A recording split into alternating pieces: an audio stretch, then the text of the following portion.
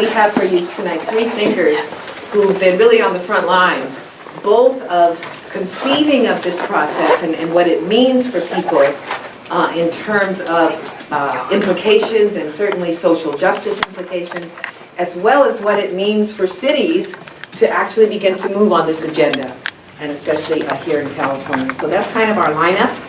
And we're going to, we have three speakers. I'm going to introduce you as you come along. So we're going to start with Dr. Idul Ajibade. And she said I got it right. Likes to be called Jola, and she came down here from Portland State University. And she'll be speaking about managed retreat in a global South context. So take it away, Jola. Thank you.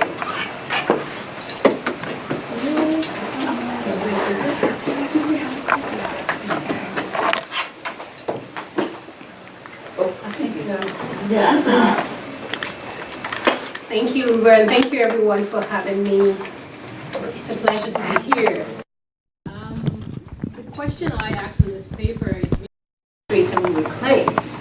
And Uber, in fact, is one of the things that I'll be talking about, which is really to highlight the paper that came out in Nature just recently, I think last week, showing different parts of the world, particularly the global south, that will be underwater. And this was the paper she was referring to, that we underestimated where sea level rise was going to happen. And with the new report, we're saying that the information has changed in the sense that the underestimation of the number of people that will be affected is far more than we initially thought. And so in the paper that came out by Kolb and Strauss, we see that Ho Chi Minh, for instance, this is what she was saying, for those who Jola, hold on a second.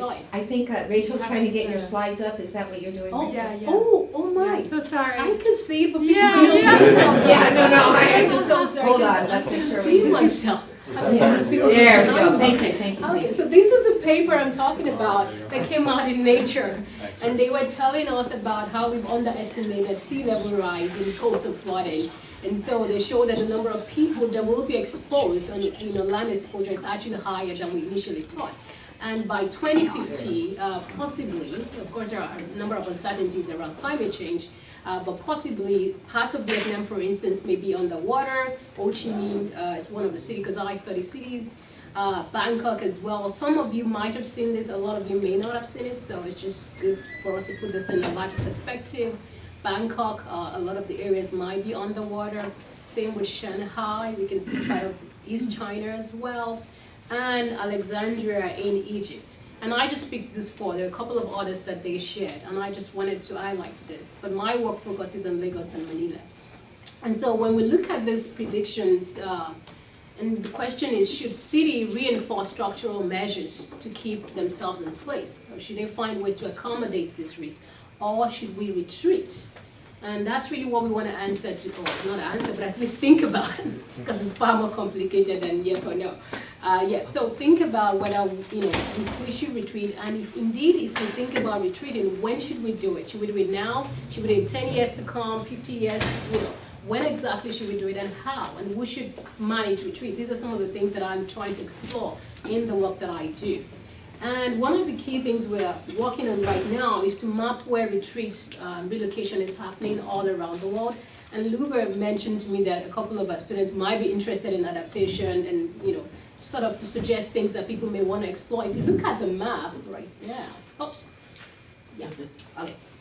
You can see retreat happening in many places. Some of them are reactionary, perhaps mostly after a particular event, maybe a flood, a storm, or even typhoon, and some are anticipatory anticipating that sea level rise would happen. A lot of the anticipatory ones you would see in Australia here. But if you look at the map of Latin America, if retreat is happening there, the literature is not out yet. So this is an area students would like to explore and see what's going on. In Latin America, many of the discourses around migration, and particularly economic migration, economic refugees, but we don't really know what is going on in terms of man retreat there besides Panama.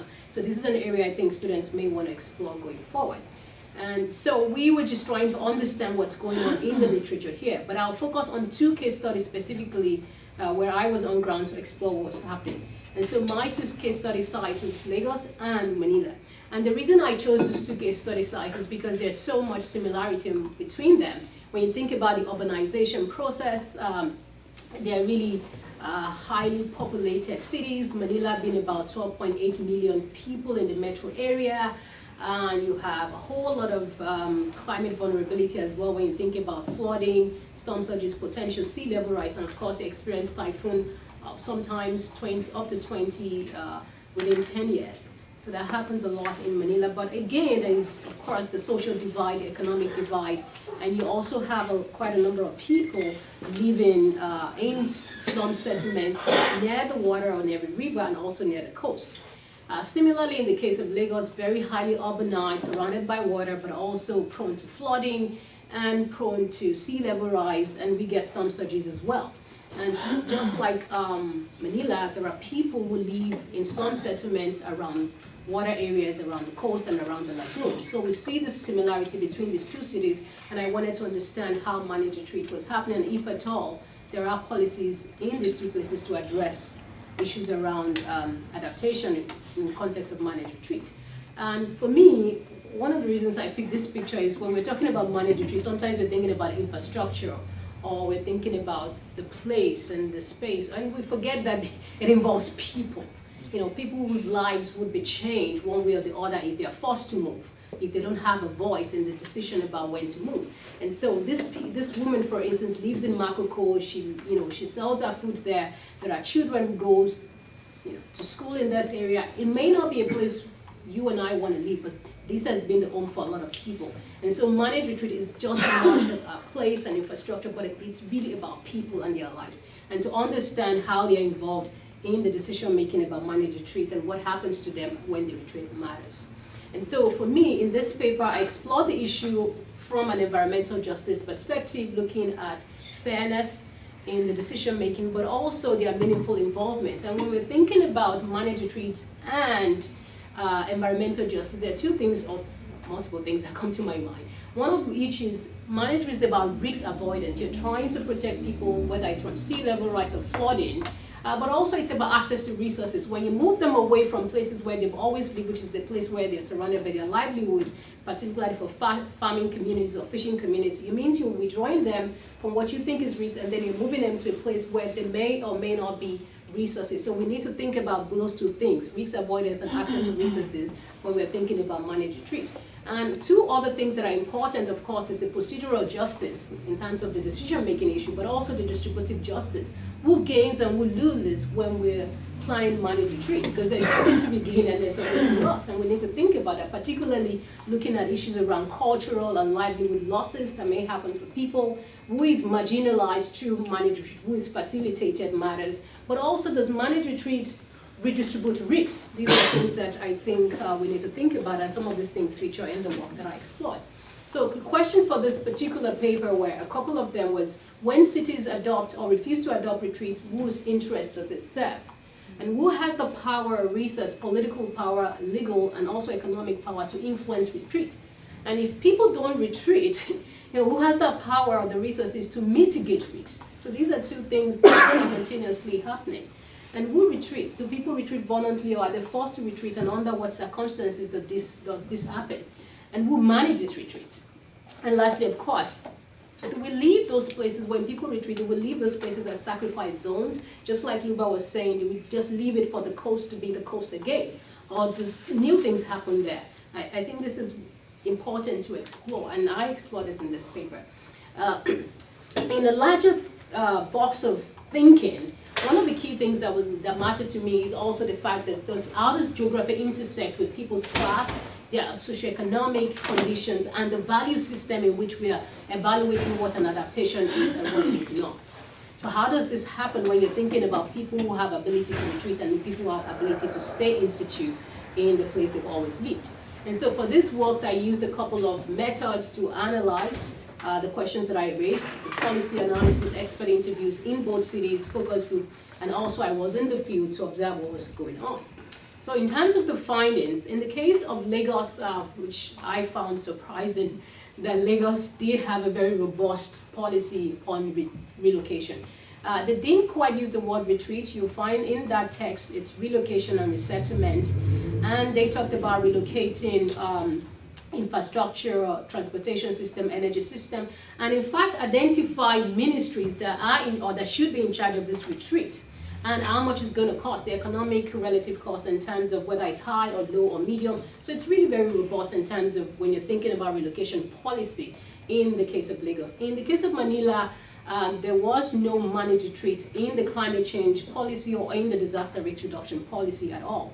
But Manila, as you know, many of you may be aware of it, it's made up of 16 cities, and they have multiple cities also have their individual cities also have their own policies. So Cathedral City, which is one of the big cities in Manila, actually has a managed retreat, should I say, relocations mentioned in its recent 2017 local climate change action plan. So those were the few cases where I found policies around retreat mentioned. So also when you're thinking about environmental justice in the case of the retreat policy in Lagos, in terms of the intent of that policy, I didn't find any discrimination based on people's class or whether this particular geography or industry. The policy just mentioned places that are around the sea area, places that may be at risk should be relocated. So there wasn't anything that suggested that it was discriminatory in any form. It recommends relocation of a variety of communities and also recommended the establishment of buffer zones. You know, when you relocate, people also create buffer zones. So it was really a good policy in that sense. But in practice, what you then see is actually that it's the open port that became the target of retreat. When the policy was made in a way that it was broad-based, but then the practice showed that just a targeted group, which is the open port, and they were also constructed as being the risk to the city, which is surprising. And when the retreat happened, particularly the one that happened in 2017, the people were given just 7 days to relocate. They were not consulted prior, there was no prior consultation with them. And another thing that happened in the retreat was also enforced at a period where it was raining, and Nigeria had just experienced, 2016, 2017, experienced a massive economic recession. So it was really a hard period for people. And yes, this was the time that the government enforced retreat off the poor from the coast. So this is a picture of the Otonogbeme community that was possibly removed, and this was the picture of people removed in 2012. And in the paper, I documented a range of retreat that happened. It wasn't just these two. There were a couple of them that have been happening systematically since that policy came out. And this is a picture of the Otonogbeme community that were forcibly removed with tear guns and fire and all that. And after the retreat happened, in 2018, you still find that there were some people still living in their canoes. Even after they've been forcibly removed, they just moved to other parts of the lagoon. And some of them also moved to Makoko, which I showed you earlier. There's this Makoko area that is also a slum area on the coast, and a lot of people from the Otonogbeme community just moved to Makoko. So the question is, did we really retreat people, or you just redistributed the risk and just moved them away from one area and then they're forced to move to another vulnerable area? And while this was happening, you also see simultaneously the reclamation of land going on all around Lagos. Many of you may be aware of this Eco-Atlantic City that has already been built. Of course, this is also to show you along the coast what has been reclaimed, the land that has been reclaimed to construct the Eco-Atlantic City, and really the development is fast, it's going. Apart from the Eco-Atlantic City, there are other types of reclamation also happening in Lagos along the lagoon. There is Orange Island, there is Diamond Island, this is another one, Gracefield Island. All of these constructions are going on simultaneously just as the retreat of the poor is happening. And so you can see many of them in the picture where a lot of the land reclamation is also going on. And so you question whether retreat is really for the purpose of safety and climate change, or is it really about capital accumulation for a few people? And so one of the key things that I also found was that sea level rise, when it comes to discussion around sea level rise, is often downplayed for the rich. And this city experts say sea level rise is not something considered as an imminent danger for Lagos, because these cities or these structures that I showed you are seen as a source of resilience that will make the city resilient. But when they're talking about the poor, they reinforce the idea that sea level rise is a reality. So you see this dual narrative happening. And so you see this double standard very clearly, retreat for the poor and reclamation for the rich is really what you see. Moving on, I hope I'm not too fast. Good, thank you, because I know we have other speakers. And so moving on, Manila's case, there are other things. There are some similarities between Lagos and Manila, but there are also some differences. In Manila, if you look at this map, many parts, a large area of the, this is Manila. No, this is not really showing much. This appears on the screen. Oh, okay, Yeah, okay. it doesn't work. Okay, good. I think it's showing. Oh, it shows here. So, in Manila, along the bay, you see all those red areas. It's where there is a projection for flooding and storm surges. And the Quezon City DRMO office is really one of the top disaster risk management people in Quezon City. And so their map is really one of, what you can trust. And they identify this risk for Manila going into the future.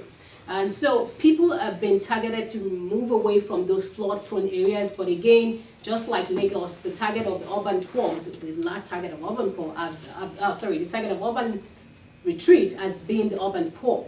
And then you also see the difference between Lagos and Manila is that in Lagos, people were not given any resettlement fund or support.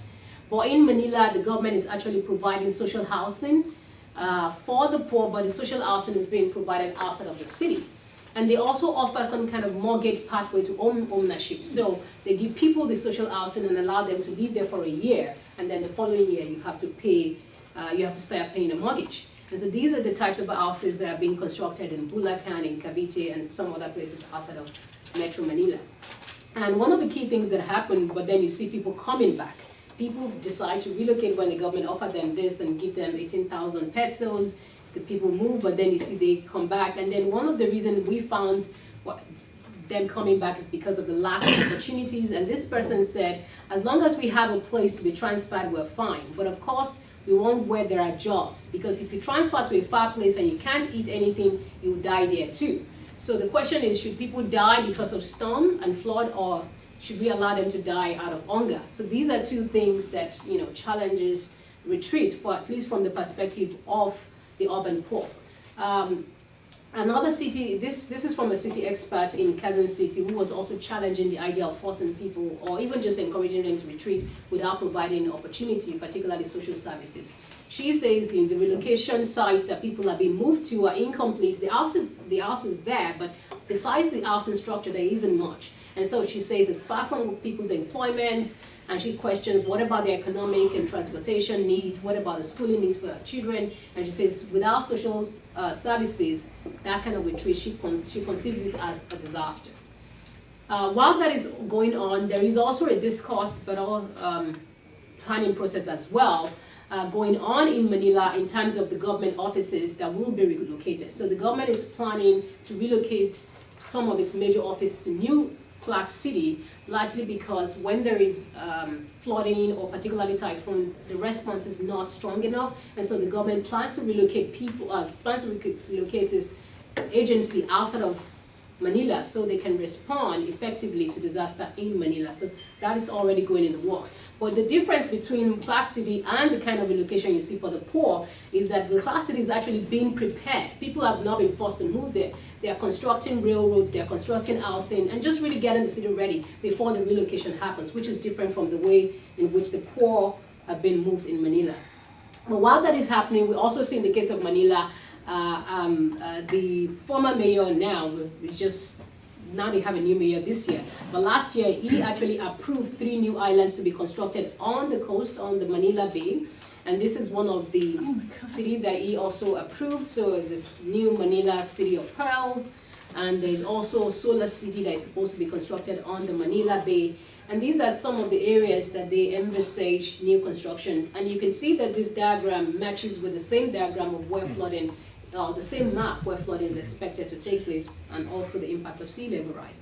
And so the goal is to have 3 new land reclamation going into the future. So one wants to question if retreats is really in the favor of everyone, or is it in the favor of some people who can then take over the land? And so you see this utopian imaginaries becoming more of a barrier to retreat. And so people question whether or not retreat is really happening for the sake of climate change, or is it really just to create new lands for a few people?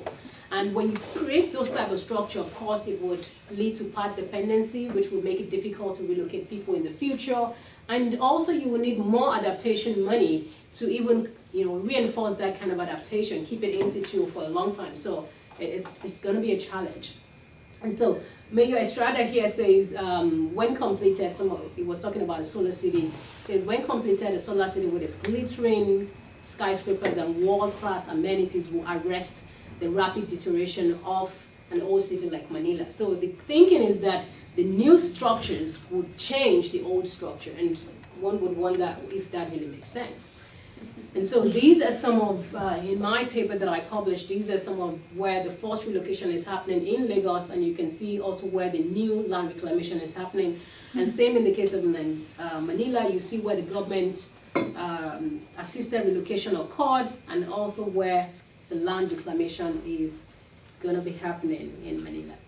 And two things, climatic uncertainties are still there, but also the land reclamation that is going on in all of this, in these two cities, creates this trust deficit. It makes people question whether or not they should support retreat. So this creates a really a serious challenge for a political support for retreat, particularly among the urban poor in the global south, meaning Lagos and Manila. Just to conclude, we see that retreat and relocation is simultaneously happening. We also see this reconfiguration of rights along the coast, where a few people are accumulating new opportunities and rights, and other people, particularly the poor, the rights of the poor to the city, is coming under new threats under the name of managed retreat. And the question then remains, who is marginalized through retreat, and who is facilitated through this resilient mega infrastructure? And lastly, I have more questions than answers, I'm sorry. What is required to ensure environmentally and socially just retreat? Because we do know that retreat needs to happen given all of the projection for sea level rise, but how do we make sure that it's just and environmentally safe as well? Thank you all. Wonderful.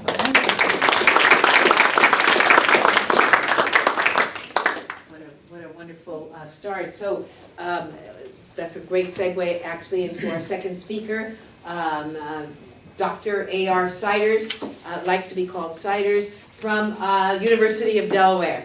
Take it away, Siders. Thanks.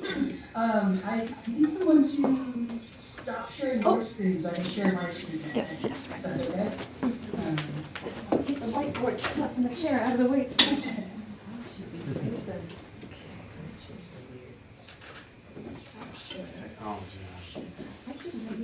Stop sharing.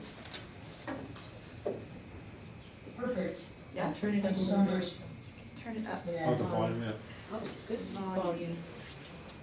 Can you see my slides now? Can you hear me? We okay? can, we Yeah, can. we're gonna turn up the We'd volume. like you to be louder. It doesn't, it's not to do with Do the. it on the computer. I think I'm speaking more into my microphone too. That really helps. Yeah, this does. Thank you. Great. Yeah, no, perfect. Well, thanks for having me, and thanks for having me virtually. I don't see her preference, but I really appreciate it, especially trying to handle teaching and, of course, for the travel. It's much better to be able to do these things at a distance when possible, so I appreciate it. So I'm also going to pose a lot more questions than I think I have answers, and that's pretty common in the managed retreat space for all of us. And one of the first things I want to acknowledge is that I'm going to take a more US focus, and one of the biggest problems with managed retreat is that it's hard. It's a really difficult thing to do because change is always hard. Even when we know it's good for us, it's difficult. I often talk a lot about climate adaptation and managed retreat when dieting, because it sounds silly, but the kind of changes and the kind of systematic change that we need to make apply to both of them. And we tend to work on the fringes, like I give up donuts, but I don't really eat more healthfully, the same way that we throw up a flood wall, or we elevate a home by foot, and we think that somehow that's solved the problem. And what we really need is a much larger, deeper sort of change that is really difficult. So I was trying to start by acknowledging the difficulty of the problem that we're proposing for ourselves. Some of the reasons why this is really difficult are psychological. We're humans, we don't deal very well with uncertainty, we don't deal very well with change. So we have a lot of cognitive biases. We have a status quo bias. When presented with numerous options, humans will almost always pick the option that keeps things mostly the same. So we don't want to move, we want to stay in the same place and just have very incremental minor changes. We have what I call a nostalgia bias.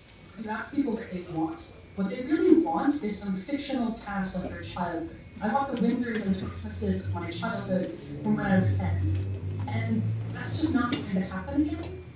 Probably those Christmases were never actually that nice anyway. You know, I wasn't going out there shoveling, but we have this nostalgia, and so we want that past. We have an optimism bias, which is that we think, yeah, sure, climate change happens and sea level rise happens, but that's a Lagos problem. That's a Manila problem. That's not a United States problem. That's not a California problem. And that's not a me in my house problem. Certainly. Sure, climate change is real, but it won't actually hurt me. And we won't ever make ourselves answer the question, why? Why are you special or unique or, you know, accepted out of this harm that is affecting everyone else in the world? And then we have this technological optimism, and I call this one the diet pill, right? This is the, I don't want to have to make big changes in my life, so I'm just trying to hope that technology will come along and solve the climate change problem for me, right? We hear this one all the time. Humans are incredibly inventive. We come up with all kinds of new technologies, and so surely someone will develop a technology that will solve the climate change problem without us actually having to do difficult things like move away from the coast. So there are a lot of reasons why these things are really difficult, but of course there's also a lot of good reasons why they need to happen. And I just pulled out a couple headlines from California showing how already California in particular, I mean, all across the United States, all across the globe, but I like to try and put these in local context where I can. So coastal erosion, wildfires, sea level rise, all affecting the California coast. And so managed retreat isn't just going to be a Lagos or Manila problem or a Miami problem or an East Coast problem. It's also going to be a California debate, and we see it already in the headlines, where people are worried about how they're going to handle managed retreat. So in response to climate adaptation, and particularly sea level rise, this is probably a review for all of you in the audience, but just to make sure we're on the same page, the three major strategies that we talk about are resistance, so putting something between you and the rising sea. This can be a hard infrastructure, like building a wall, or it can be beach nourishment, adding more sand between you and the water. We can accommodate, this is most often illustrated with elevated homes. And that could be very, very high, like in Louisiana, where they're elevating homes 20 or 25 feet. Or it can just be 1 or 2 feet. But the idea is to try to let the water come in and come out without harming people. And then finally, we can retreat. And this is the one that people don't really want to talk about. So I want to spend a few slides on why we need to talk about managed retreat, why we need to talk about the really difficult process that no one likes. And one reason is, I pulled these pictures out from Blade Runner. So I don't know if you all are aware that Blade Runner 2049 is actually set in Los Angeles, California. And it is set in a Los Angeles, California that is post-climate change. So the idea is that climate change has come and has caused major flooding, and in response, California has built a wall. And they built this wall that you can see. It's some 30, 40 feet high, high enough for Harrison Ford and Ryan Gosling to have a big battle in front of it. So it's, you know, it's this major wall. And I keep this in mind because it's the best image I can point out to people who say, well, I just want a seawall. I want to protect my home. And I think about these images and I think, is this the shoreline that you want to look at? Right? Is this the vision? That you want something this high? Because if you want something that's 1 or 2 feet high, sure, we can look at that. Here's a picture of a beach in Massachusetts where they put in some seawalls. And frankly, it's not a very pretty beach, but it's a beach, right? And it's protected. And this is a problem that it's not a very pretty beach, especially for California, because California is kind of all about the beach, right? And it's the beach boys, it's California surfing, it's having a major beach. Having a beach is a huge part of the California economy, as well as its identity. The California beaches bring in something around the order of $14 billion as of 1998, which is the last time anyone calculated that. So $14 billion is a lot of money. It employs something like 800,000 people nationwide, 300,000 people just on beach visits in California state, and California is losing its beaches. So it's losing its surfing spots. Dan Reineman is a professor down at UT Channel Islands who studies the effect of climate change on surfing locations.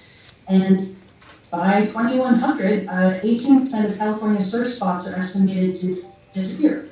Another 16% will be degraded and be not good spots.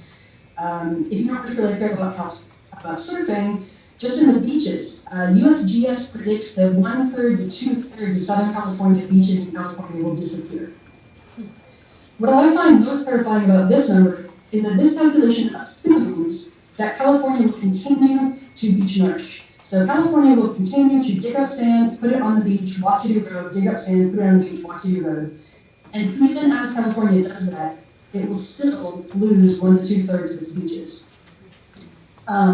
This is my beach nourishment Sisyphean task, right? If any of you have ever tried to dig out a hole or build a tiny sandcastle in the sand and watch the tide erode it, you know how futile that is. And yet, as a nation, we're spending hundreds of millions of dollars to do this. Dig up sand, put it on the beach, dig up sand, put it on the beach, etc. Over and over and over again. Because it doesn't stay, it doesn't last. Every time we have a storm, we lose it and have to re-nourish it. It also has, of course, economic consequences for the local area and also ecological consequences. So if we don't have beach nourishment, if we don't want to build walls, then we need to start considering retreat. And one of the other major reasons that we need to start considering retreat is that even if we don't discuss retreat, so for example, some California communities are refusing to include managed retreat in their local coastal plans and in their discussions about the future. And just because we don't discuss it doesn't mean that it'll stop happening. So after the major wildfires, this story ran in Climate Wire. It's a year later, and it's looking at the town of Chico that has 20,000 people who have relocated to this town. It went from 92,000 people to 112,000 people. This is overwhelming its police force, it's overwhelming its sewer, its water infrastructure, its hospitals. And why is this happening? It's because this is unplanned retreat. We don't want this kind of retreat to happen. We have to start thinking about it, talking about it, and having a conversation well in advance of these disasters. So what does managed retreat look like? Managed retreat in the United States can take a number of different forms. Everything from just putting nudges in, these incentives that say you step back a certain distance from water or pricing, safer homes at a lower price. It can be funded. Most of the United States just use buyouts where we go in and actually purchase at-risk homes. But it can also be community organization, community relocation at a whole community scale. And we've seen this historically, and we see it in the United States even today happening. So buyouts are by far the most common in the United States. And traditionally this looks like FEMA. It can also be HUD, but it's most often FEMA provides money to a grant recipient, who is usually the state. The state provides money to a sub-recipient, who is usually the city or county. And then the city or the county negotiates with property owners to purchase their home. This is completely voluntary, so the homeowners do not have to sell, but they can choose to sell to the city or county. The home is then demolished, the homeowners move somewhere else, and the land is supposed to be turned to public space. So used as a civic park, a community garden, a wetland, something beneficial to the community. So this has been happening, well, here's a historic example of it happening in the 1850s, actually, people moving homes, just because I like to remind people that we've actually been doing this for a lot longer than people think. But these FEMA buyouts are happening all over the country. So Catherine Hawk recently led a paper that was a part of, it came out in Science Advances in October, and it did a national look at all the FEMA-funded property acquisitions around the United States. And you can see that property acquisitions have occurred in 49 states. So every single state except Hawaii has used FEMA-funded property acquisitions in order to do managed retreat, to move homes away from risky places. Here are the buyouts, the towns that have used buyouts, FEMA-funded buyouts in California. So you can see it's not widespread, but it's also not isolated, and it's not zero. Right? This is something that California has done, has been doing for decades, just at a small scale that no one talks about. One of the things talking about, thinking about some of the issues that Jola mentioned about social equity and who's getting relocated, because this is really important. We know people are relocating, but who is getting relocated. So we ran an analysis that looked at all of the counties that used buyouts compared to counties that have floodplains that did not use buyouts. And what we found is that communities that use buyouts, these counties. You got it? Uh-oh. I guess Mom's not coming back for dinner, so let me finish. I think there's other Zoom, any other person here on Zoom, please mute your microphone. Thank you. Have a good dinner. Have a good day. Have a good dinner. Yeah. I think there's some other people online. Somebody else is having a party on it. I know, it's dinner time, it's great. All right, so we looked at all these counties, and what we found is that counties that use buyouts tended to be wealthier and have higher population density than the ones that did not use buyouts. And this was surprising because it goes counter to the economic modeling that had said that buyouts should occur in low-income rural areas. What we think is happening here, we don't know, but what we think is happening is that these counties have the capacity, they have the government, they have people, they have skilled people, they've got people who have experience dealing with FEMA bureaucracy, dealing with property acquisitions, purchases, demolition, all of the red tape that comes with the buyout program. But once a county gets the money from FEMA, which homes do they actually buy out? And when we look at zip code within a county, the counties that are actually bought out tend to be lower income and lower density. So high capacity administrators are buying out lower capacity residents and lower capacity communities. High capacity here, I just mean the income, but we also looked at education, English as a first language, all kinds of other metrics. We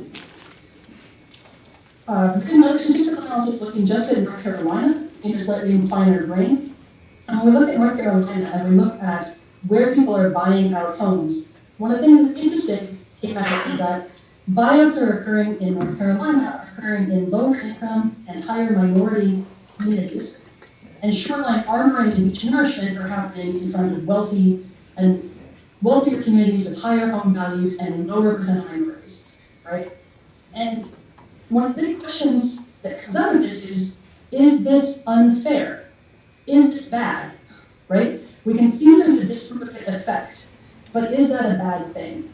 And this is where the news articles and the research comes splits. Because when we came out and we said, hey, buyouts are affecting more low-income communities and more minority communities, actually, NPR ran a story where they were very upset that buyouts were going to white communities. So they were really upset by that. Right? This is the thousands of disaster buyouts FEMA doesn't want you to see, and FEMA doesn't want you to see them according to NPR because they think that they're buying out wealthy white residents. Right?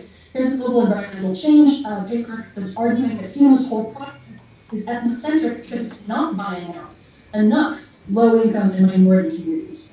So should buyouts be focused on low-income and minority communities, or is that a bad thing? And this is a question that no one has a good answer to at this point.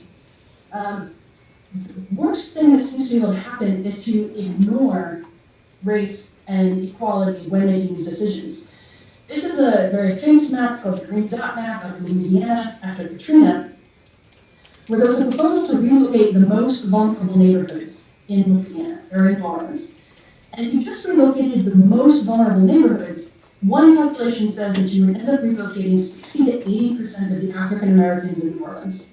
So if you don't take race into account explicitly when making these buyout decisions, you can have a very disparate effect unintentionally and lead to these sort of problematic outcomes.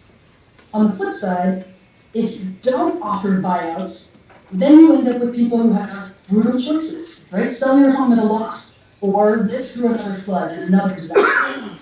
You have communities who have to deal with abandoned homes. We see thousands of people abandon their homes and just leave town after a major disaster. We saw it after Harvey, we see it after Katrina, we see it after wildfires, and that has a major effect on the community that remains. So in terms of what should we do about managed retreat, there are a lot of ways that we can improve on the FEMA process and improve on the buyout program. But what I actually want to talk about is a bigger picture question. So this is my favorite quote about retreat, and it comes from U.S. Marine Corps General Oliver P. Smith. It says, retreat, hell, we're advancing in a different direction, right? And it's so hoorah, right? And I love it. And I love it because on the one hand, it's just very Marine Corps. And on the other hand, it's very profound. Like, retreat isn't necessarily about being defeated, about losing. It's about moving in a new direction. You take a step back, you think about picking your battles, and is this the battle you want to choose? And then you figure out what direction you want to go. And to put this in context, right? Here's California in 1880, right? 140 years ago. All right? How much has California changed in the last 140 years? And how much more do we think it will change in the next 140 years? The building you're sitting in probably didn't exist 100 years ago. So will it exist 100 years from now? And is it reasonable for us to expect everything that is in place today to stay exactly the same? Or can we start seeing ourselves as one step along the process of change? And that some of that change might require managed retreat or managed relocation, in which we let the ocean take back some places so that we can keep our beaches, keep the coast that makes California and the beach in general an amazing place, and just live a little bit farther away. Because managed retreat isn't about never going to the coast, it's about not living on it and not putting all of your assets on the coast. So that, I realize I'm far over time, so I'll stop there and look forward to your questions and discussion. Thank you. And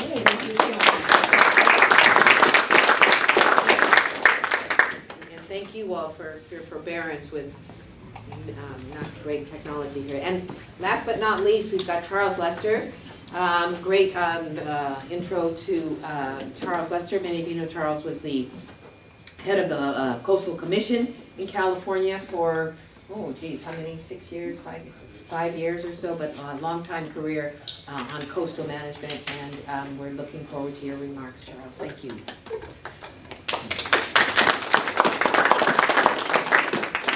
Oh, and currently at the University of California, Santa Barbara.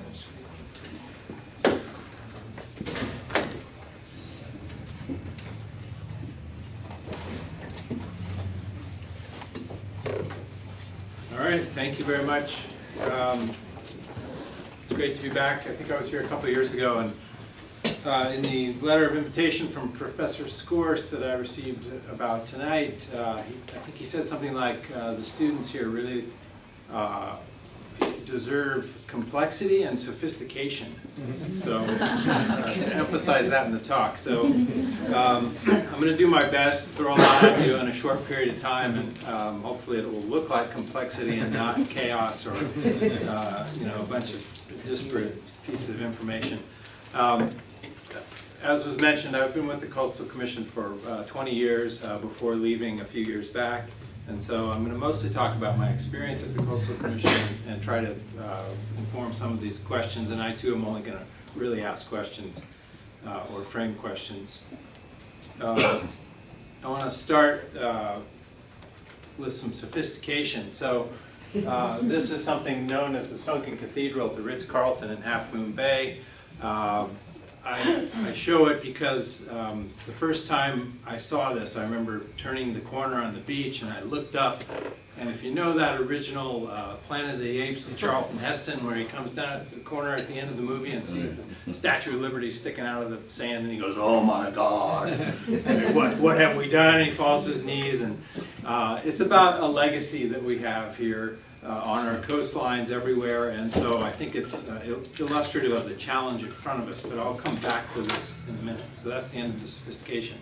Those of you in the coastal management field always hear about it, how it's about the land and the sea and the interface between those two, so this is a very crude graphic illustrating that. I want to put the adaptation and managed retreat question in human context, because this is a human problem, right?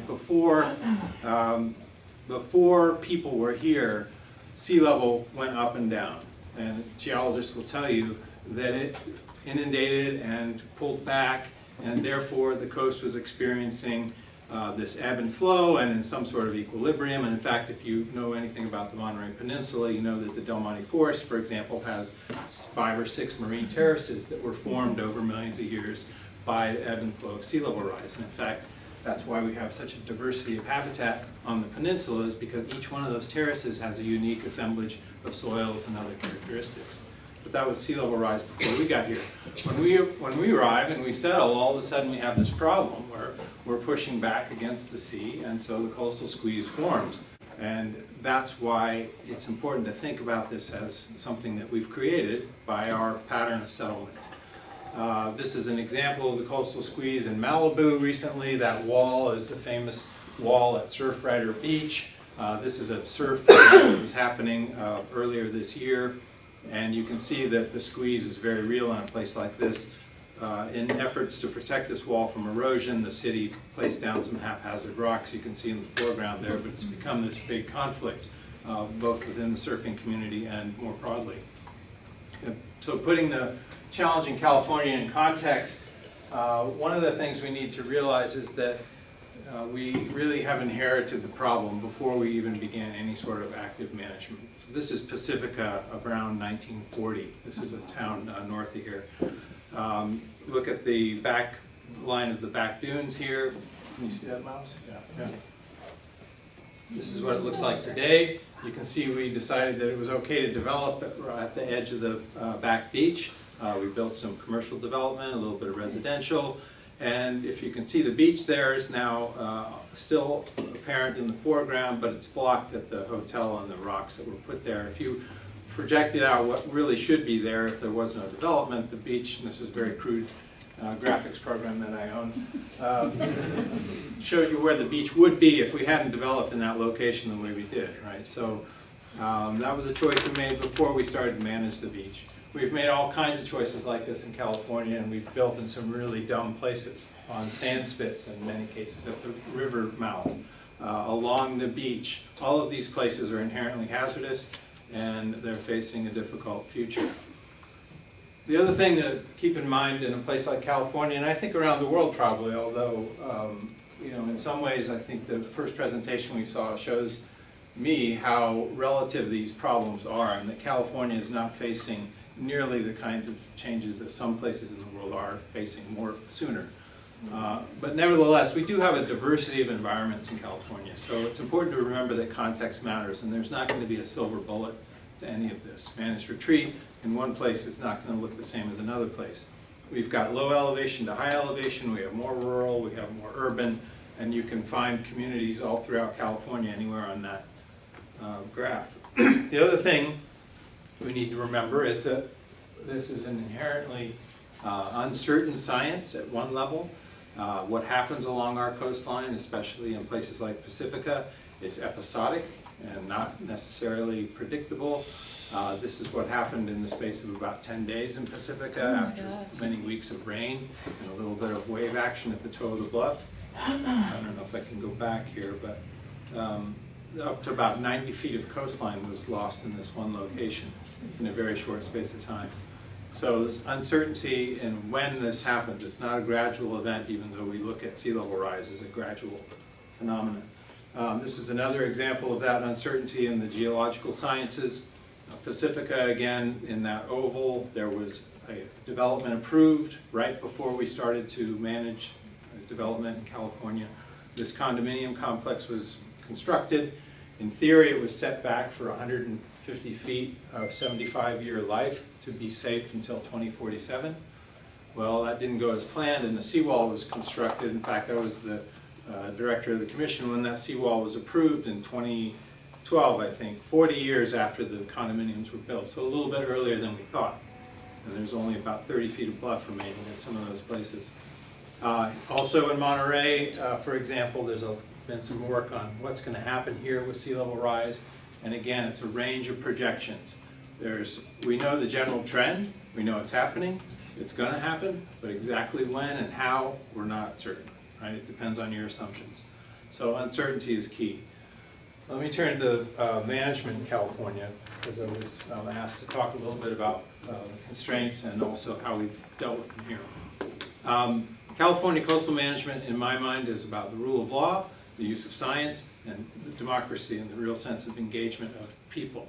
This was a particularly contentious hearing about a toll road going through a state park in Orange County, where thousands of people were concerned about it.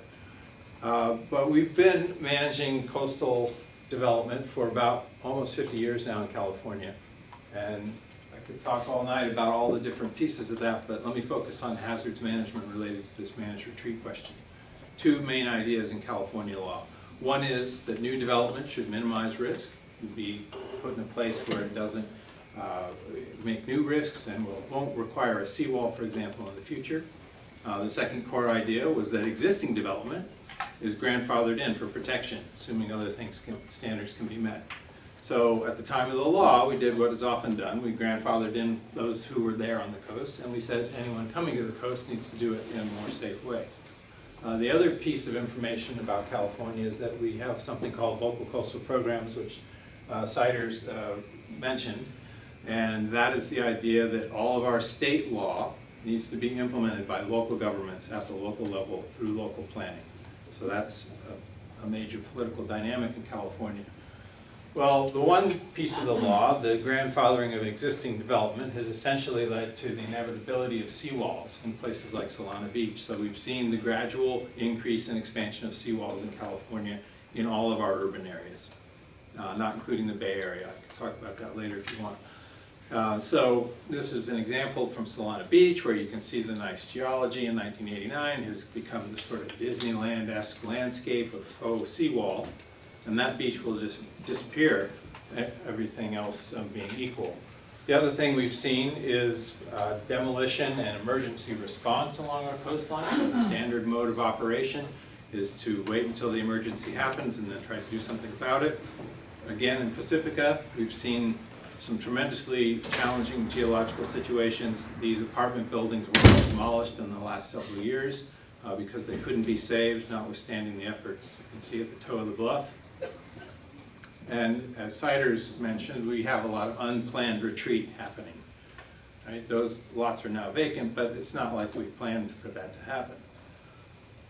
The other thing we know is that seawalls, when we build them, are going to ruin the beach. And this is just one example of what happens when you armor the coast. And in the middle is the piece that wasn't armored. You can see the beach is continuing to persist in equilibrium with the shoreline. But we know what happens when you build seawalls. That's why Santa Cruzans were so upset about seawalls a few years back and had that bumper sticker going around town. The California program has attempted to do what it can under the regulatory structure to address this problem. And in fact, I would argue we have about 2 decades of what some people call rolling easements in California. And this is simply the idea that new development shall be set back to be safe. It shall have recorded documents that say you're assuming the risk of that location. You're also agreeing to no future seawall, which is now in dozens of development permits up and down the coast. And removal of your development is required if and when it becomes necessary. So this is a form of trying to internalize the legal requirements of managed retreat into individual property owners. The success of that remains to be seen and has not really been challenged in court yet. The other thing that we've done in California is to take seawalls and their impact seriously. And so right down the street here at Ocean Harbor House, the condominiums, there's this really beautiful seawall that we had to approve under the law. But we also required the applicants to pay a $5.2 million fee for the inevitable loss of that beach area in front of the seawall. And if you haven't seen enough of that seawall, you can see it. Unfortunately, it got a lot of time in that HBO series, Big Little Lies. I was very disappointed to see it highlighted. Another great thing we've done in California more recently is we've recognized this problem and we started to invest in planning to get ahead of it. So again, as Siders mentioned, you do need to start thinking about this sooner rather than later. The planning is not easy, it takes a long time. This is the gradual investment that we've been making to help local governments do that planning. We've also got comprehensive sea level rise guidance that's come out at the state level to help communities try to grapple with these decisions between protection, accommodation, retreat, etc. So, what are some of the other challenges we face in California? Well, one is most of our coastal developed areas are very affluent, right? And the property is some of the highest cost real estate in the world. So we've seen the general progression of houses not going away. They don't retreat. They don't reach the end of their useful life. They redevelop into something more valuable. This is an example from Broad Beach in Malibu, where the average price of a home there was about $10 million for the 112 homes or so on that stretch of beach. Just comparing it in this slide with the $120 million that was spent in Oak Park, Staten Island, to acquire about 300 properties. In Broad Beach, that same amount of money would get you 12 properties. So when you look at the managed retreat programs and the buyouts, you have to think seriously about whether that's a good way to spend money along our immediate shoreline. Also, as you've heard, communities are not accepting of this idea of managed retreat. So now that we have launched into the discussion in California, there's a lot of pushback at the local level from communities that don't want anything to do with the idea that they may have to relocate along the front line. And I'll come back to that.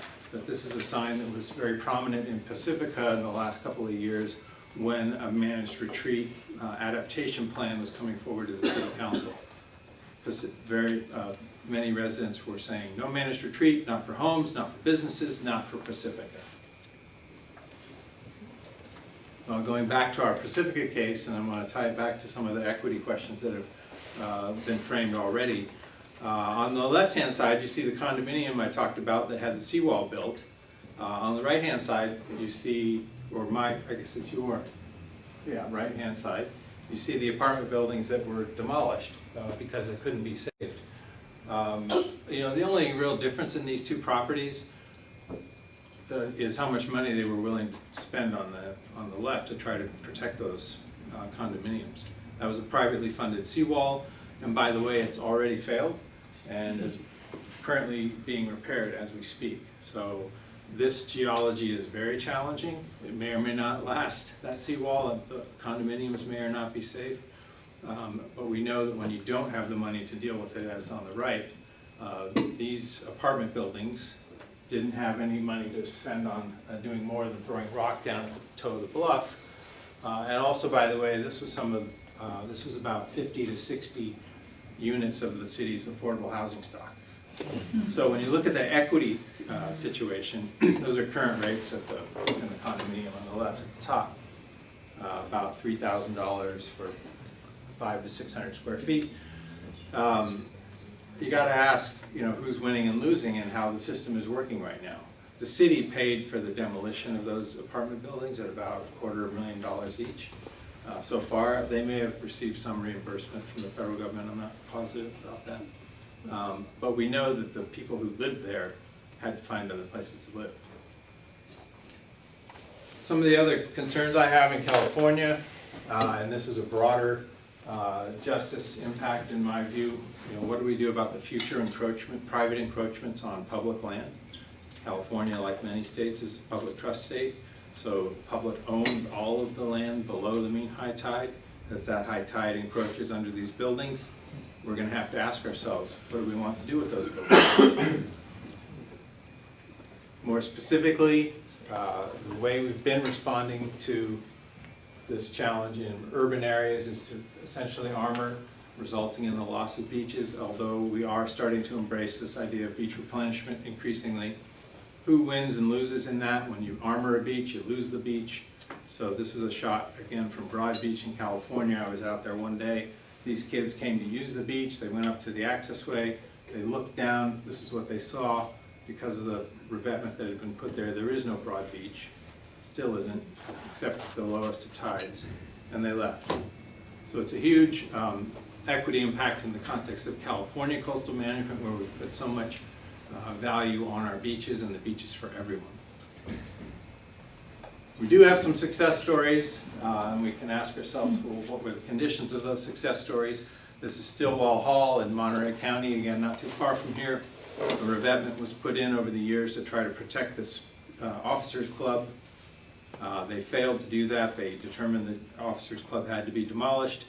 When they did that, we asked the Army to kindly take your rocks with you when you remove the building.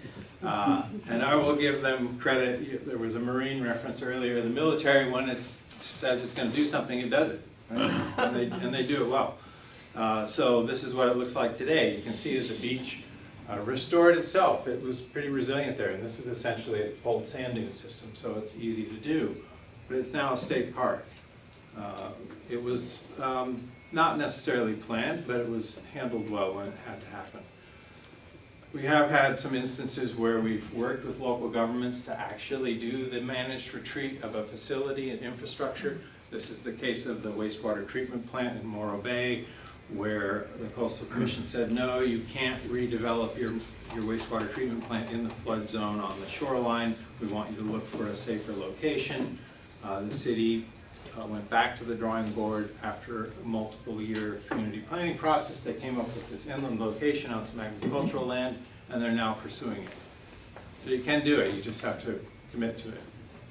This is one of my favorite cases that I worked on, which was realignment of about 3 miles of Highway 1 in San Luis Obispo County, which is on the Hearst Ranch, just in the northern part of San Luis Obispo County. Again, an emergency situation. The highway was in danger.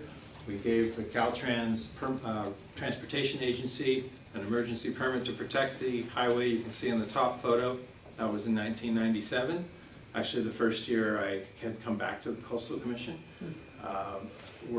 Had the pleasure to work on this permit, gave them an emergency permit, and then we said, you know what, you really should be thinking about how to move the highway though. And they said, well, that could take a long time, maybe up to 15 years. And we said, okay, get started. And so we built in a series of 5-year permits. We came back every 5 years, reviewed how they were doing. And in 2014, the Coastal Commission approved the realignment project. You can see it in the lower left here where the highway was moved, and also in the lower right. And that has now been opened. It's a new alignment. The old alignment was given over to state parks to become part of a coastal trail.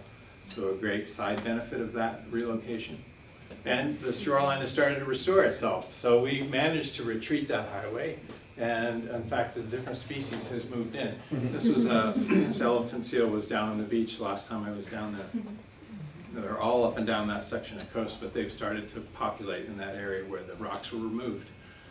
Another great story right here in Monterey, this the Window on the Bay project. Somebody's probably heard me tell this one before. An area in 1972, which was mixed-use commercial, essentially lower intensity commercial development. The city said we want to make this a public park and open this area up. Systematically over 20 years, they bought out properties, always willing sellers, never did eminent domain. And today, of course, it's an open space for all the public to enjoy along the shoreline. The irony is that the city didn't know at the time they need this for flooding and nuisance flooding and sea level rise in the next couple of decades. So in any case, it's a success. So let me come back to the Cathedral in Half Moon Bay. That's another shot of it. And just give you a little bit of update of what we've been doing at the Ritz. Here you can see the 18th hole of their golf course, and at one point they too came in for an emergency permit. They put down this rock without a permit to protect their golf course 1 year, and we said no, you got to come in and get a permit for that. And when we looked at it, we determined that it wasn't necessary, and in fact it wasn't such a hard choice for the Coastal Commission, maybe for others, but we decided that you should take it out, right, and make that 18th hole just a little bit more challenging. Golf is really all about hazards, right? Fits right in. But at the Cathedral, the other thing that happened in the last year is that that cathedral, old foundation of the originally planned Ritz Hotel, has started to crumble and fall into the beach. It became a hazard to beachgoers. So the city told the Ritz they had to take it out. And that's what you see here, these photos, is that structure being dismantled to take it out of the bluff. The real challenge is going to come with the hotel, which, when the Coastal Commission approved it, because they had to, it had a vested right at the time, but they did approve it with a condition similar to the one that applies to this old foundation, which is it shall be moved out of the way when it becomes in danger. So stay tuned, that could be a really interesting fight. In my most recent thinking about how do we handle these challenges and what do we need to do in places like California and everywhere really, there's been a lot of concern raised about the need to engage people at the local level, talk more about their visions and their, what they value and how they can deal with these threats that we're facing now. And so more of a politics of place. A couple decades ago, the politics of place was a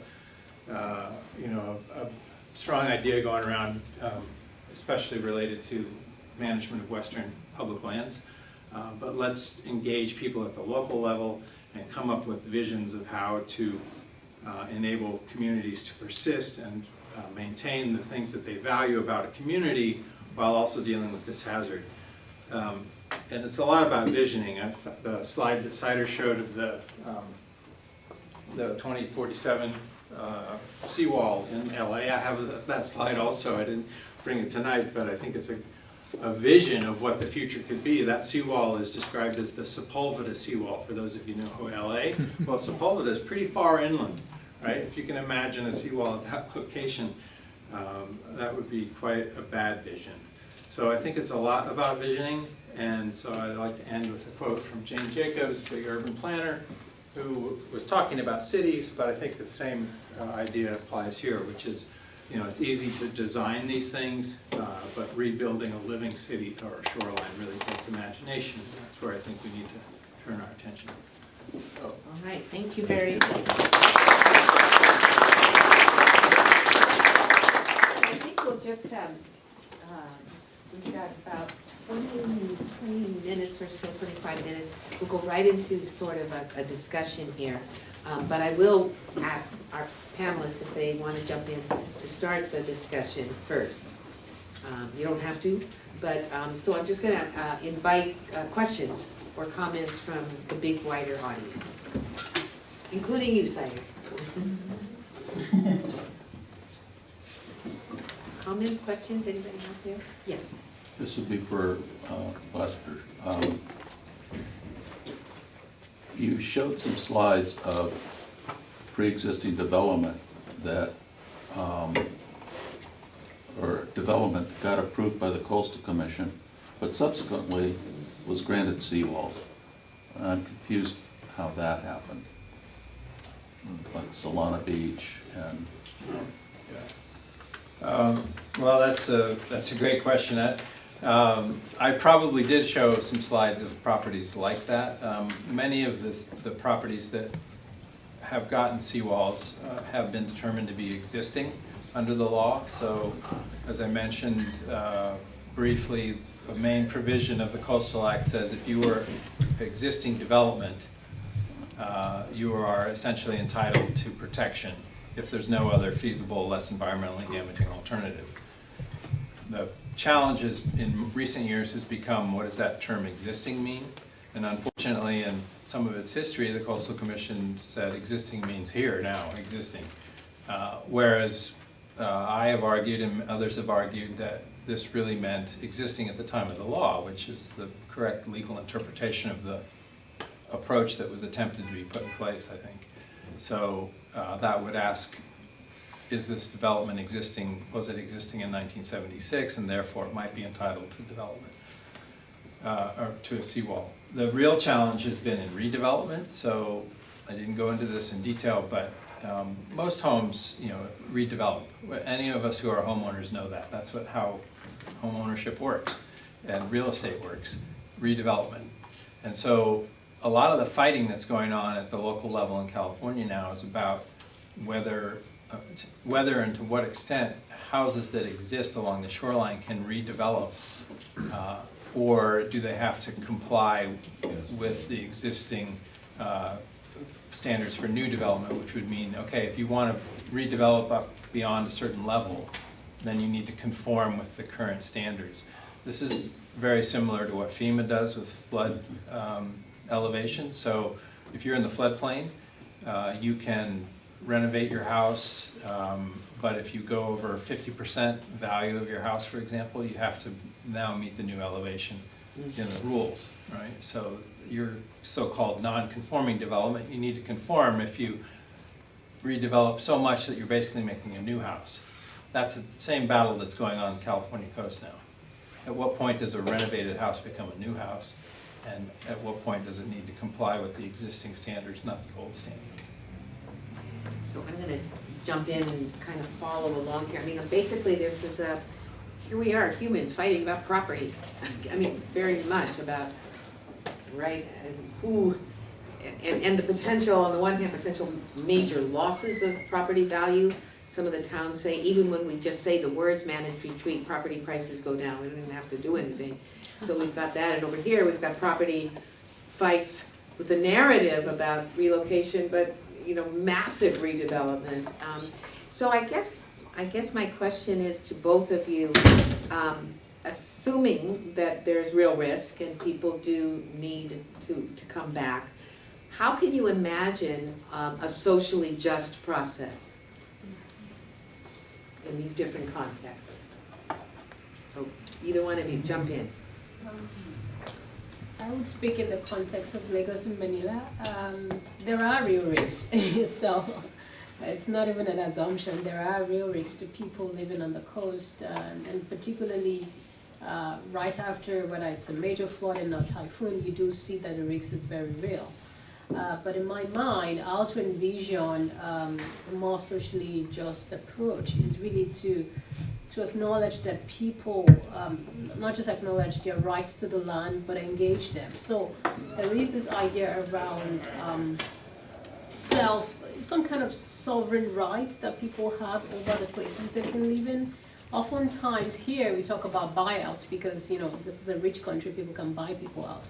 In the case of Lagos, whether the money is there or not is another conversation, but I don't know if the government can buy everybody out. That's one issue. The other issue is also here people have property rights that is very strong. Most of the land in Nigeria and in many land in Lagos is actually owned by the government, by the federal government, by a decree.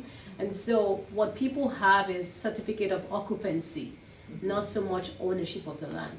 And so if you need to, and most of the people on the coast, particularly the poor people, they don't have the certificate of occupancy. And therefore it's very easy to kick them out. But it's because we are operating under a Western understanding of property law. If we think about the customary right of people, particularly for people who have been living there for 40, 50 years, they do have the right to live there. And so re-engaging them, bringing them to the table, acknowledging their rights to the land, their customary rights to the land, I think it's one of the first ways to get a sense of what justice means for them. You know, and I can say justice is, you know, it's moving them to a particular place where they have better resources, but I don't know what it really means for them. So I think having those people sit on at the table and find out what it is for them, what would be a just retreat for them, where would they like to go, and is there land in those places they would like to go, and who is going to fund it? And thinking about, and Makoko, for instance, you have a place where it's 300,000 people living there. How do you relocate those people, and where do you put them? But so that's one issue. But again, when you think about the large amount of money that has been spent on the Quatland, the city, for instance, or the Diamond City or whatever, that's a lot of money that can make a difference as well for the poor people. And so that makes you question where the priority of the city is in terms of equity. So there is no easy answer, quite frankly. But procedural. Procedurally, I think, voice is very... Yes, I think the voice is important. I think finding out what justice means for people, because it means, for me, it means different things than for someone who's actually lived, you know, that's their own lived reality. I may be sitting in Portland and writing papers, but these people live there every day. And so it may look very different for them, and engaging them, I think, is one of the first ways to understanding what it would mean for them and how they can also participate and own managed retreat, or some kind of retreat as part of a goal. So if you think about Manila, there was an example where the Pasig River, for instance, was found to be biologically dead, and it was useless, and it was just horrible. There was the smell. But there was a managed retreat that happened, even though it wasn't because of climate change, it was because the river was dead.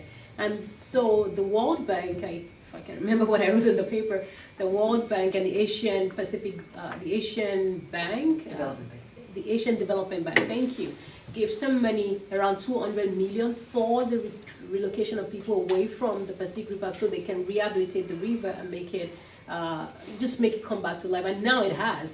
But the people who participated in that project, they also owned, you know, a sense of, and they felt a sense of belonging in the retreat and also in the process of revitalizing the river. And I think that makes a difference. When you want people to retreat, they have to also feel like it's what they want to do, and they are part of the process more so than being top-down, where the government is telling them this is what you have to do. And so the top-down approach to retreat, I think, is very problematic, and I think that's what you see in many places. But having this both bottom-up and top-down come together in an integrated fashion where the decision-making is both sides and where everyone sees the value to it. Because, you know, we all have different lenses about what is important when you think about adaptation. And Cider, do you want to take that on? Yeah, I want to jump in on that.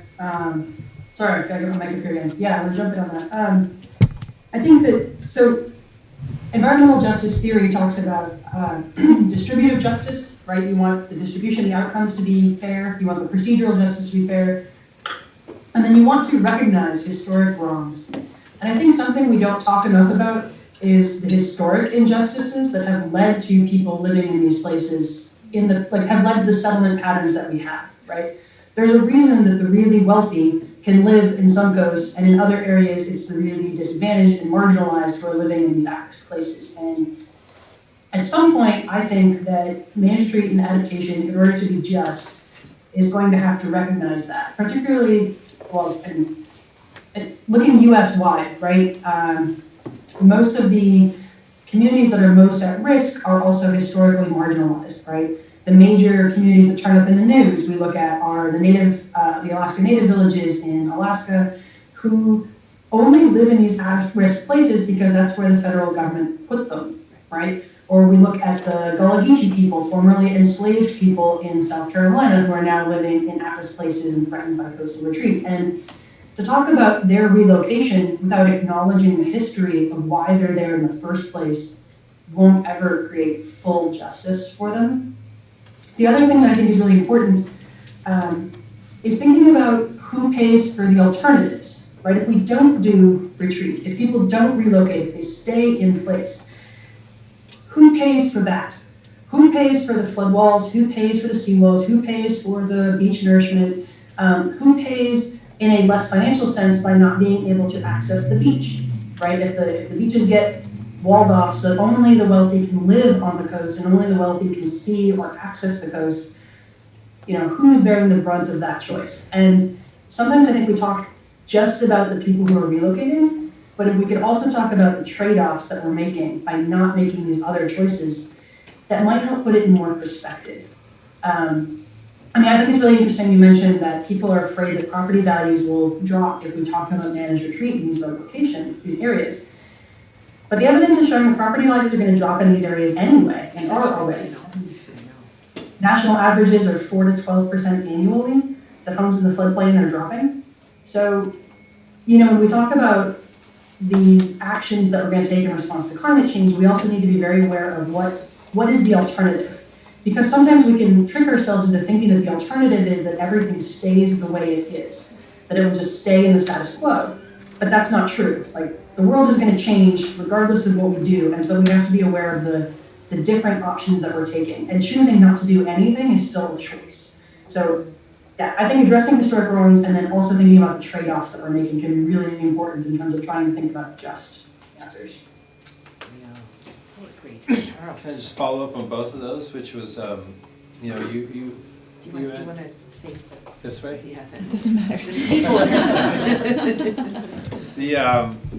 The idea that the top and the bottom would come together in some sort of harmonious decision-making, I mean, that's really the underlying theory of the Coastal Act, and goes back to the original idea, okay, the state has these concerns, we want you to do this, but we're willing to compromise and let you do it at the local level. And so we're going to put in place this local planning process subject to state review.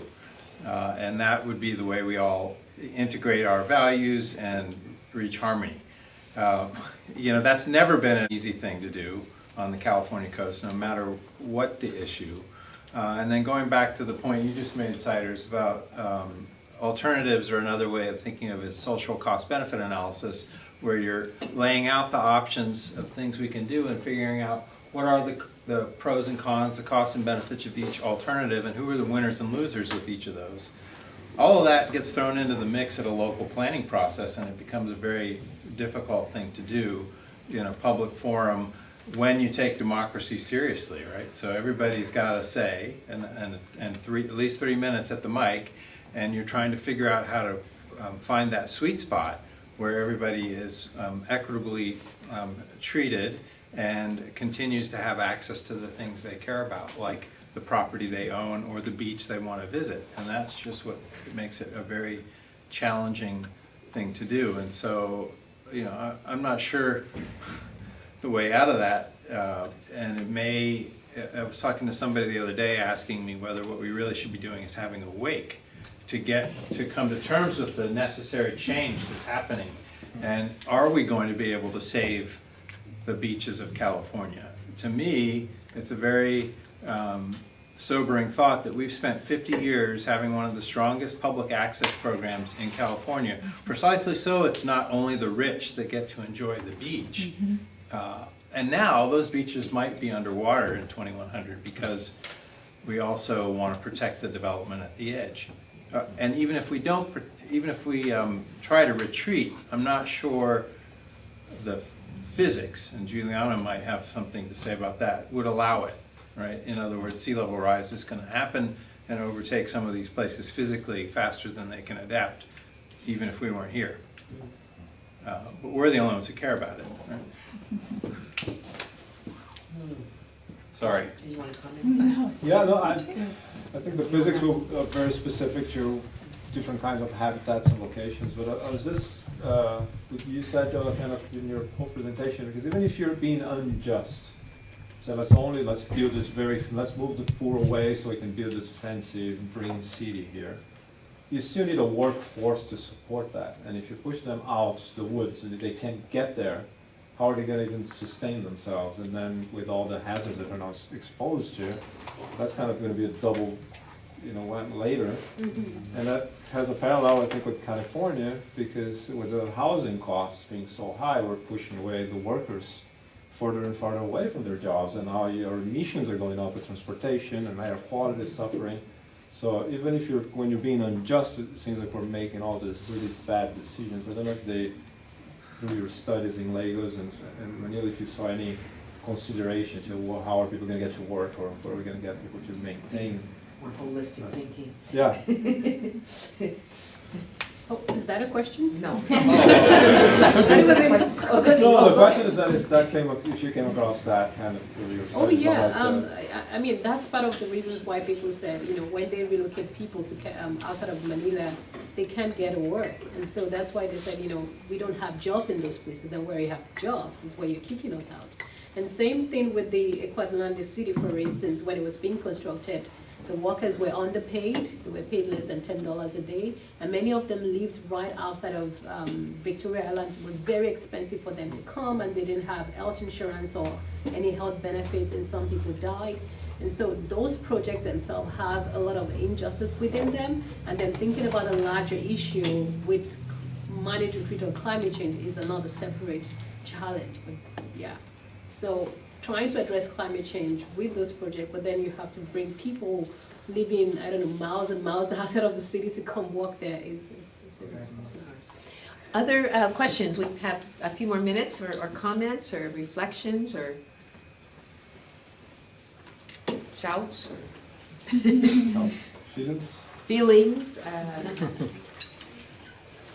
comments. I always have more, so come on. I got like half of one maybe. You got something? All right. Yeah. Corbin. So like, we were talking about whether this is like just or not to move poor people out and then let the rich people come and play on the beach essentially with their developments. But has anyone proposed some kind of tax on any activity that happens like and is related to the coast? So this would raise money to be funneled into these new developments for poor people that were moved out. So that could be community building and making schools or hospitals or creating jobs with that coastal money that's being generated.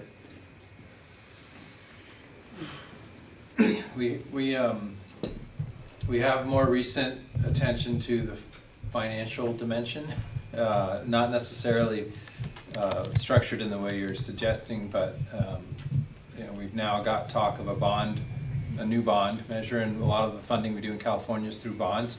And so there's talk of a climate change bond that would finance adaptation. And in fact, the last bond that we approved in 2018, was it, included $400 million for adaptation infrastructure projects.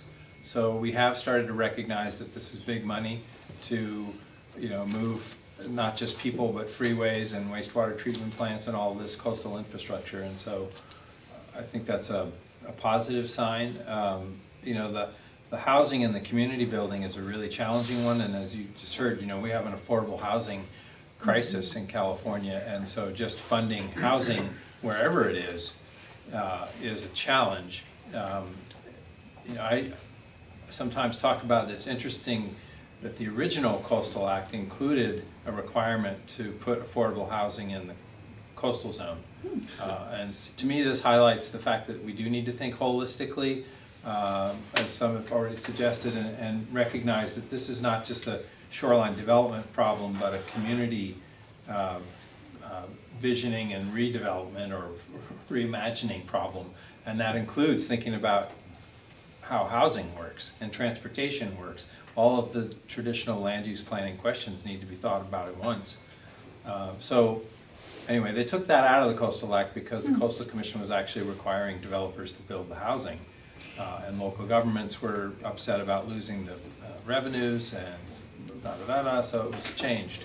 And what we've seen is 40 years of gentrification along our coastline.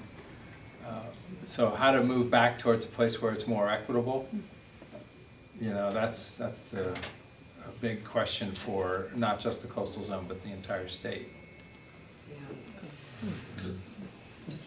Sorry, I'll go ahead because you had a question. Go ahead. Could there be developer impact fees in lieu of fees? So if you're going to allow a wealthy person to build a seawall to privatize a beach, couldn't you require some fee be paid for that? One example I gave was an effort to do that, to sort of internalize the externality of when you build a seawall, you're pushing out the costs onto the public beach, essentially. And so that was a fee to the development to pay for public beach area somewhere else. Doesn't change the fact that that specific beach is going to disappear. And you have to find some other place to invest. But I think Sider's point about who pays is a really important one, and beach replenishment is not a sustainable or equitable strategy if you think about where all that money is coming from. It's half or more is federal government money, right? So that means all of us are helping sustain Florida's beaches and New Jersey's beaches and now California's beaches in Southern California. That's our tax dollar. We're subsidizing the wealthy. Yeah. Or not to complicate it, or the people who get to use the beach. Right, question here. So maybe it is a Sure. good Dr. Lester, the original Coastal Act, Proposition 20, was partly predicated on the fact that in California, the public essentially owns the beach from the mean high tide level down in almost all places. And that gave the Coastal Commission a tremendous amount of flexibility in terms of access to the shoreline and so forth. But especially the sandy beach changes over time. And the photographs that you showed of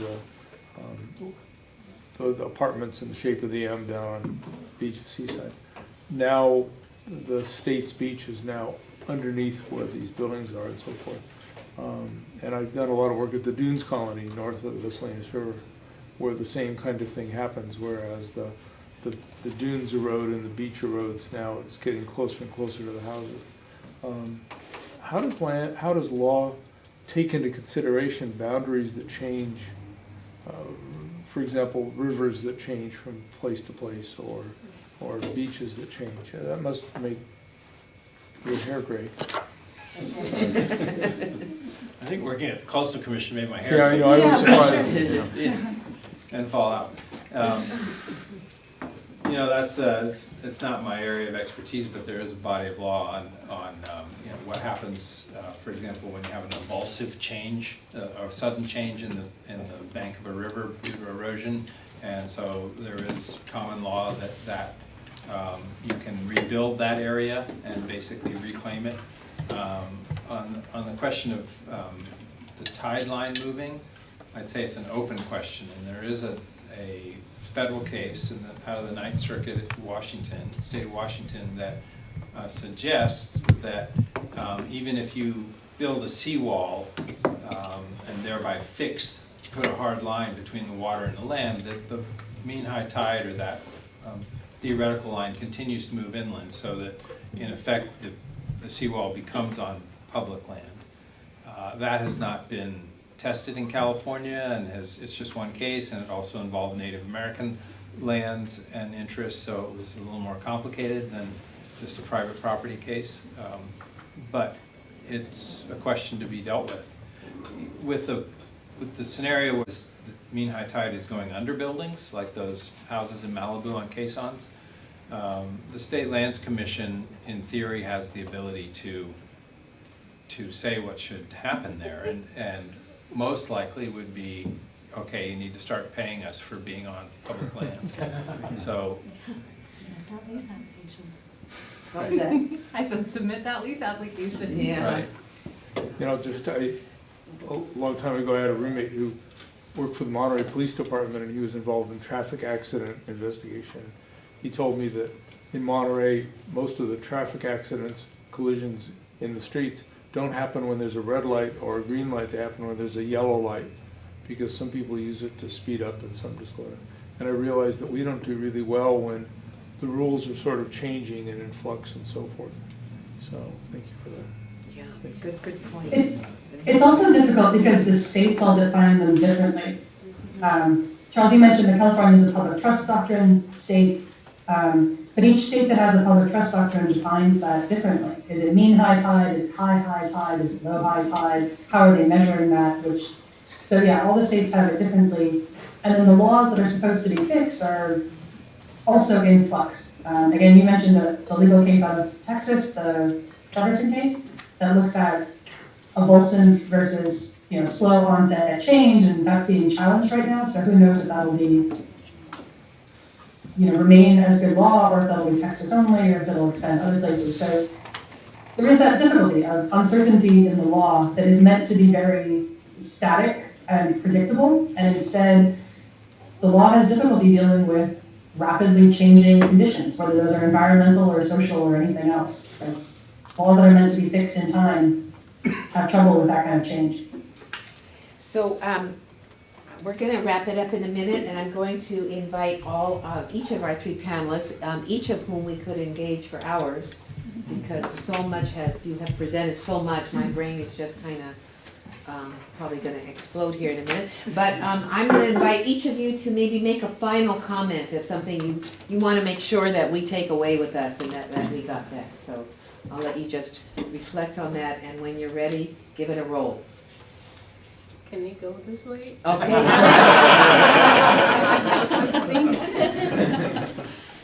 Which way is that?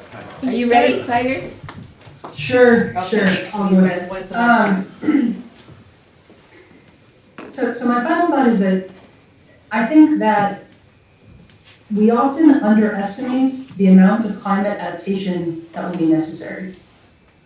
We need to think not just small changes. We can think incrementally, but we need to think incrementally that adds up to something large. And this means social changes and changes in the way that we live as well as where we live.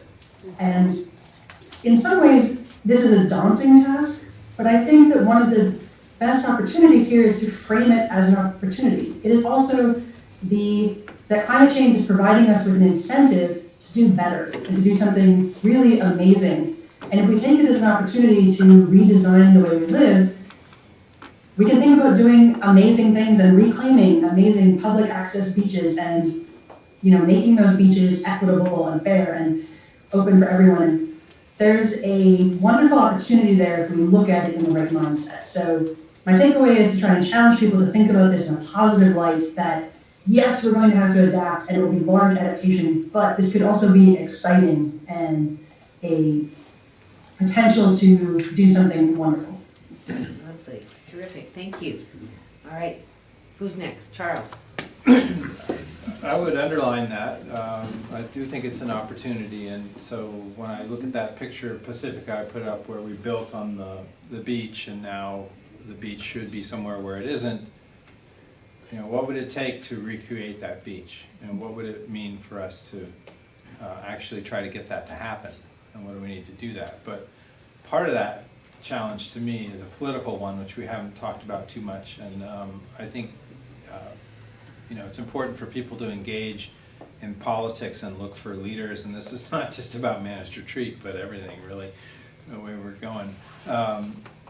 Leaders that aren't in it for the short run political payoff, but are in it for the long run interests of the community and the values that we're trying to achieve here. So you need to have leadership that's not vested in the re-election cycle, but vested in the problem, solving the problem. So that's, you know, it's only going to be, it's an opportunity for many people, but unfortunately it's short-run interests that have all the power. All right, thank you very much. For me, I think climate change presents to us this, what I would call the courage to reimagine. You've used the word imagine, but to reimagine what adaptation means, to reimagine what resilience means. And to also remember that while maybe in California, the beach is very important, but for many people where I work, it's not about just the beach. It's really about their livelihood. It's about their children. It's about generations to come and the cycle of poverty that they've endured over the years, and how a policy that is meant to protect them is also creating a new sense of injustice. And so I think it is important for us as individuals, but also to encourage policymakers and researchers to come together and think, how can we plan for a resilience strategy or an adaptation strategy that really gives people hope, that gives them new courage, even despite the daunting challenge of climate change. And I believe that we would, like Saida said, we would have to move. Many of us would have to move and think about where else can we live. And in some countries, there are places where you have land inland. You know, how do we make sure that we move people inland in a way that is just, in a way that is fair, that also guarantees them opportunities for not just today, but also for the future? Well, this is great. So we end with words like courage, opportunity, and hope, and imagine. And I think that's a really wonderful ending point. And with that, I'd like to thank each of you for your really stimulating and wonderful presentations. Thank you so much.